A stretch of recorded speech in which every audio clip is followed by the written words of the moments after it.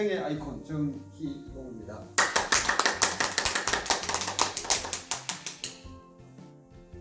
제가 스토리텔링 발표할 인물은 리칸유입니다. 리칸유는 싱가포르의 초대 수상입니다. 그의 태어난 배경을 먼저 말씀드리겠습니다. 중국 하교의 약간 부유한 집안에서 태어났습니다. 그리고 어릴 때 머리가 워낙 뛰어나서 영국으로 유학을 가게 되는데 캠브리지 대학교 가서도 거의 수석을 차지합니다. 그래서 법학을 전공을 하게 되면서 정치에 대한 관심을 갖기 시작합니다. 다시 싱가포르로 다시 돌아와서 정치에 입문을 하게 되는데 정말 우여곡절이 상당히 많았습니다. 싱가포르에서 직접 자기가 정치에 입문을 이렇게 하는 것이 아니라 영국에서 신지식을 배웠기 때문에 그걸 적응을 하는데 약간의 착오가 좀 있었던 것 같습니다. 그게 이제 신지식, 급진적인 작용하로 처음에 그렇게 하다가 나중에 그게 실패로 돌아가고 다시 온건학 쪽으로 이제 중심이 돼가지고 결국에는 나중에 PDP라는 자기가 하나 그 당을 만듭니다. 거기서 나중에 상당히 성공을 거두게 되는데 1965년도에 그때 정점을 이루게 됩니다. 그때 싱가포르는 화교가 두 군데가 있습니다. 중국계와 그 다음에 말레이계가 있는데 거기서 지금 현재까지는 말레이시아에 자치령으로 되어 있는데 65년도에 자기가 초대 수상을 하면서 싱가포르가 이제 탄생이 되는 그런 계기가 됩니다. 강력한 이제 지도력을 바탕으로 해서 칸유는 승승장구를 하게 되는데 거의 80년대까지 1980년대까지 약 15년, 20년 동안이나 수상을 하게 됩니다. 그리고 그에 대한 업적이 첫째는 물류와 금융의 중심지를 만들었는데 일본 다음으로 아주 발전을 많이 시켰습니다. 그 다음에 두 번째는 정치적 입지, 굉장한 지도력 바탕으로 강력한 리더십을 발휘를 해서 굉장한 국가가 단합하는데 큰 일조를 하게 됩니다. 마지막 세 번째는 그게 다 장점이 있는 것이 아니라 단점이 발견되는데 그는 우리나라의 박정희 대통령과 거의 유사한 패턴을 가고 있습니다. 박정희 대통령은 군부 세력을 가지고 우리나라를 발전시켰지만은 유학 신문물을 바탕을 해가지고 했지만은 외부에 사람들을 조금 이게 자기 듣지도 않고 고집으로 이게 상당히 국가를 세우는 그런 것에서 좀 차이점이 있습니다.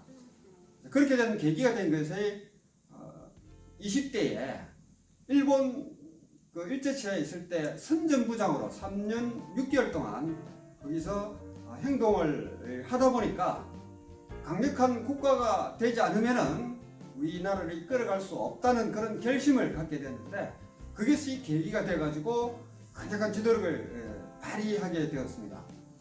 그리고 마지막으로 그가 남긴 저서가 자기 자신을 극복하라는 내용입니다. 그 책을 이렇게 자서전 경으로 만들었는데 자기 자신을 통솔을 하지 못하면은 자기가 원하는 그런 어떤 목표를 달성할 수 없다. 그리고 가장 이 세상에서 어려운 것이 자기 자신을 극복하는 일이라는 맹언을 남겼습니다.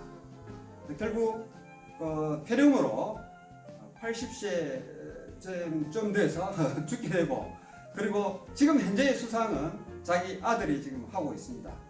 그래서 지금 저는 마지막으로 교훈은 강력한 리더십을 하되 소통을 하면서 리더십을 발휘했다면 좀 더 국민들한테 좀 더 존경을 받고 자랑스러운 인물이 되었을 텐데 부족한 부분이 바로 소통의 부재였다. 소통을 좀 더 잘했다면 더 훌륭한 지도자가 되었을 것이다.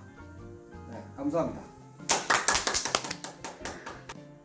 도전을 즐기는 여자 황혜정입니다. 저는 오늘 랜디 포시 교수님의 마지막 강의에 대해서 여러분과 같이 공유해 보겠습니다. 랜디 포시 교수는 미국 카네기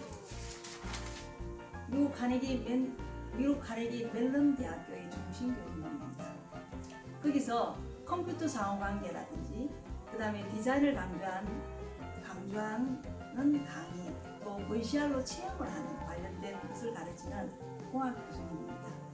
구글이나 어도보, 월트 디즈니, 이미지니어링에 동참하셨고 다양한 활동도 하셨고 프로젝트 참여 등 다양한 활동을 하셨고 특히 앨리스 프로젝트의 선수자로 유명하십니다.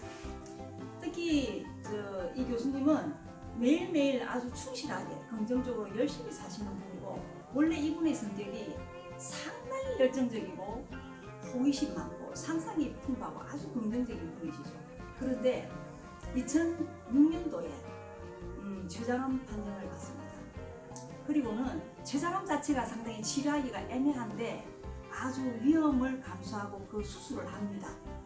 왜냐하면은 부인이 있고 어린 자녀가 있습니다. 이 가족들을 위해서. 근데 이 수술이 엄청나게 고통스럽습니다. 위험한 수술을, 엄청나게 고통스러운 수술을 방사선, 항암 모든 치료를 다 받습니다. 수술하기 전에 몸무게가 80kg가 수술 이후에는 20kg가 감당이 됩니다. 그리고 1년 뒤에는 이제 정기적으로 병원을 가게 되는데 하루는 부인과 함께 병원에 방문을 합니다. 근데 그날따라 의사 선생님이 자리에 없어요. 근데 교수님 평소에 교수님 자리 사직을 하고 수술을 받았는데 그 다음에 치료를 받으면서 개인적으로 공부를 많이 합니다. 그래서 의사가 없는데 그 차트에 그날 자기 진료 차트가 펼쳐져 있었어요. 그거를 본인이 보는 거예요. 보니까 얼마나 공부를 많이 했으면 자기가 그걸 보고 자기가 해명이 되는 거예요.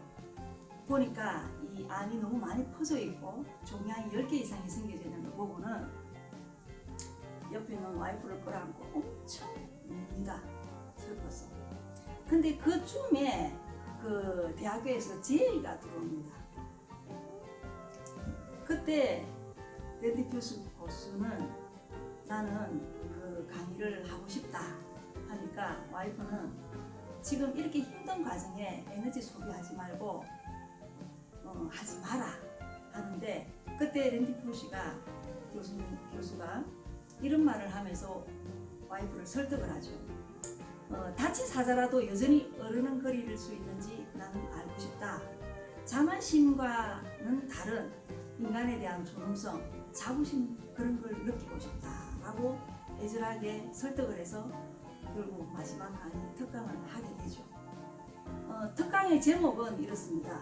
청중들을 향해서 여러분들이 어릴 때 꾼 꿈을 진짜 이루기라는 제목으로 강의를 시작을 하는데 강의 내용은 주로 꿈과 삶에 대해서 이어지면서 마지막에 반전을 얘기하죠. 사실 이 강의는 여러분들을 위한 강의가 아닌 제가 이 세상에 없을 때 아직 그때 막내가 1년 6개월밖에 안 됐답니다. 아버지의 존재를 알지도 못하는데 이 자녀들을 위해서 내가 할 수 있는 아버지로서 성장하면서 너희들에게 이렇게 가르쳐주고 싶었다. 그리고 아버지의 존재감, 사회적인 존재감 여러 가지를 보여주고 싶어서 하게 됐다라고 하면서 실제로 그 강의는 자녀들을 위한 마지막 수업이었어요. 근데 이 랜디 교수가 이 강의를 준비하면서 또 다른 어떤 교훈을 본인이 얻었는데 본인은 주로 해온 게 어릴 때부터 꿈이 많았어요. 근데 살아오면서 그 꿈을 하나씩 일궈 나가는데 그 꿈을 이룰 때마다 많은 교훈을 얻고 많이 배울 수 있었다. 그래서 자기가 지금 시한부 판정을 받은 이 상황이지만 결코 좌절하지 않고 내가 남은 시간도 충실히 메꿔 나갈 것이다. 그리고 청중들을 향해서 토로하는 게 여러분들에게도 꿈이 있다면 절대로 어떠한 난관이 있더라도 포기하지 말라라고 얘기합니다. 혹시 여러분들의 어릴 적 꿈은 무엇입니까? 우리 포기하지 말아야 되겠습니다. 감사합니다. 아리 꽃밭을 이루는 스토리텔러 권나영입니다. 오늘은 시어머니를 팝니다 라는 이야기를 들려드리겠습니다. 옛날에 어느 마을에 아들을 하나만 키우고 있는 홀로 사는 어머니가 한 분 계셨어요. 그 어머니는 아들이 하나뿐인지라 금지옥엽으로 정성을 다해서 길렀어요. 그러다가 아들이 어느덧 장가를 갈 나이가 됐어요. 우리 아들을 위해서 잘 해줄 며느리가 어디 있나 하고 고르고 골라서 장가를 보냈지요. 그런 덕분에 아들은 이 각시랑 너무너무 행복하게 잘 살고 있었던 어느 날이었어요.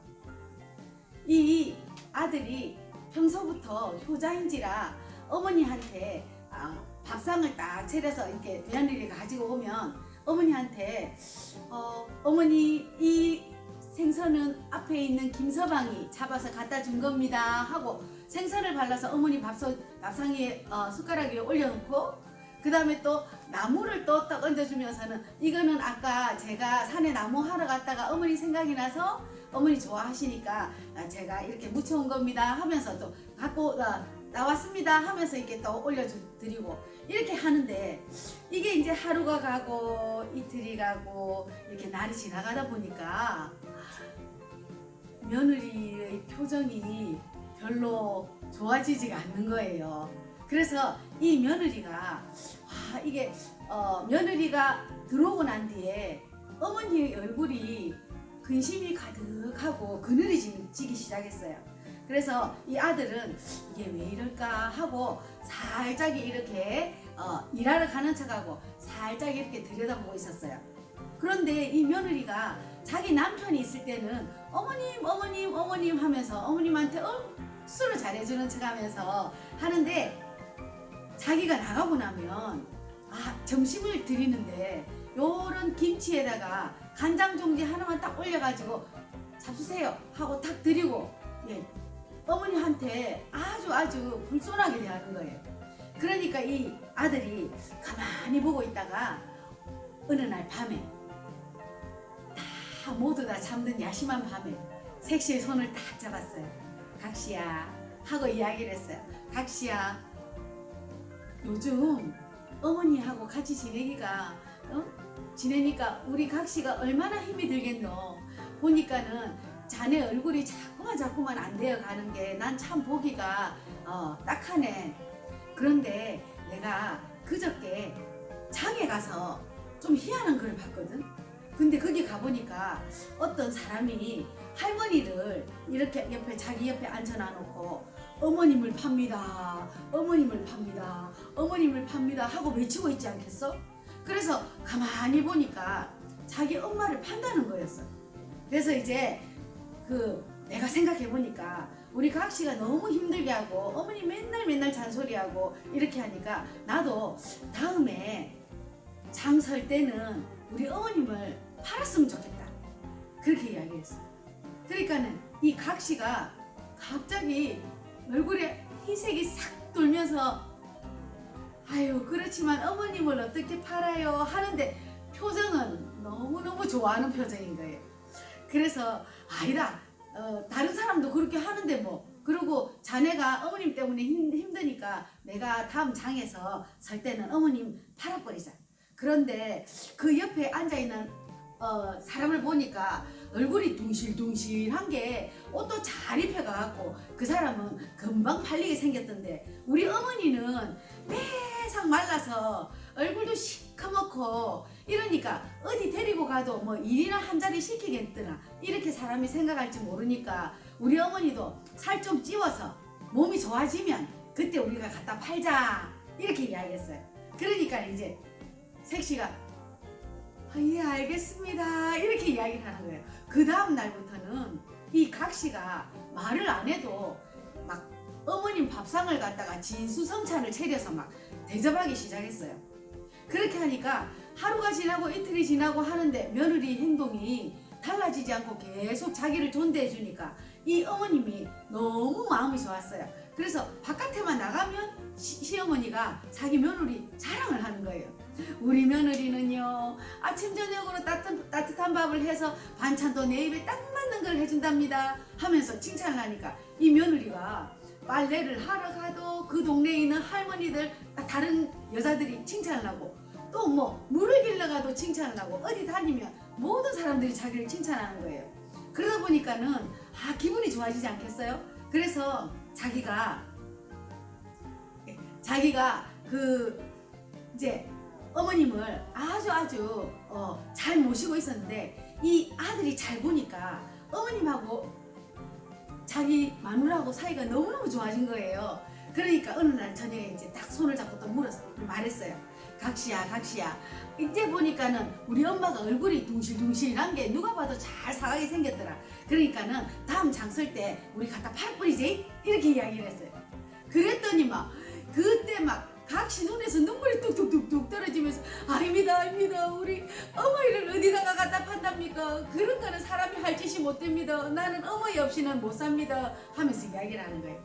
그래서 이제 결국 그 어머니와 그 다음에 그 아들과 각시는 한 집에서 행복하게 잘 살았다는 이야기입니다.